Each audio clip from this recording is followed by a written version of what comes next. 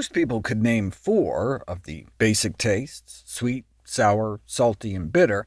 The rare foodie may be able to nail umami, but what about the forgotten flavor sense? Spicy.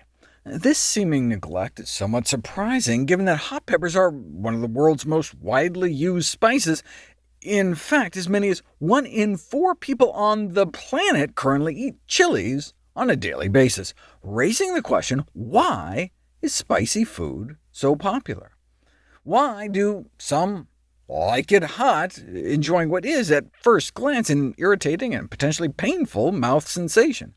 According to one popular suggestion, it is the endorphin hit, the release of the natural morphine-like painkiller chemicals from your brain. You hear this a lot in the popular press, but we still don't have any convincing evidence to support it. Another suggestion is that we learn to use it for its antimicrobial properties before the age of refrigeration, given that spicy food tends to be preferred by cultures living in warmer climates. And for that matter, maybe it makes us sweat, and thereby ultimately helps cool us down. Then again, maybe it's just because people just like the taste. Preference for spicy foods does seem to run in families. Based on twin studies comparing the preferences of identical to fraternal twins, genetic factors may account for up to half of the variation, similar to the heritability of sweet and sour preferences. It may also be hormonal. Researchers in France noted that particularly males like spicy food, and wondered if it was a testosterone thing. So they took a group of more than 100 men and gave them a plate of mashed potatoes and asked them to Tabasco the potatoes to taste, after taking saliva samples to measure their testosterone levels.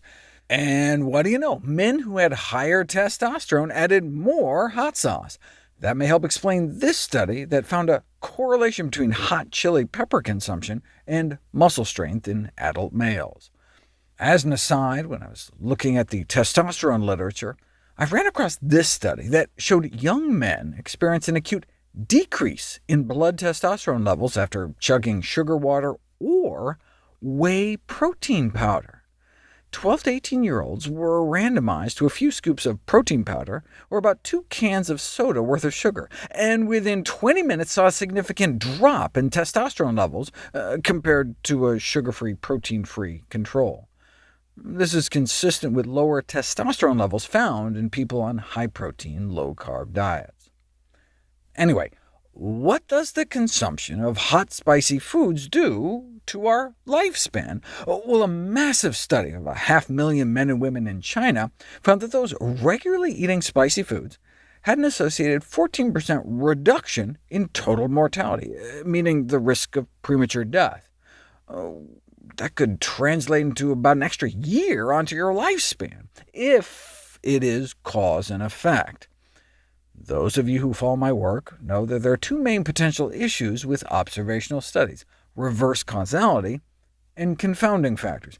In other words, instead of spicy foods leading to less disease, maybe disease is leading to less spicy food, with sick people eating blander diets. However, the apparent benefit remained even after excluding sick folks, or those who were just about to croak, and so reverse causality doesn't seem to explain it. Though, hey, people who eat spicy food probably drink more, and what do they drink in China? Green tea. So maybe that's what's going on. I mean, it'd be nice to replicate this in a non-green tea drinking country, or even a country that drinks terrible stuff like the United States. And yet, same thing, a 13% risk reduction in premature death. And the protective association remained even after controlling for Mexican-American ethnicity. As I detailed before, they have a longevity advantage, presumably because they eat so many beans. Same thing was found in Italy, this time a 23% lower all-cause mortality. That'd be like 2 extra years of life. The authors conclude that minor dietary changes, such as just adding chilies to one's usual diet, could be a valuable measure for improving health. There have been 4 studies done overall, including this one in Iran, that all found the same thing: significantly lower risk of premature death.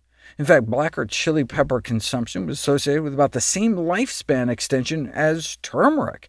even at just like a pinch a day.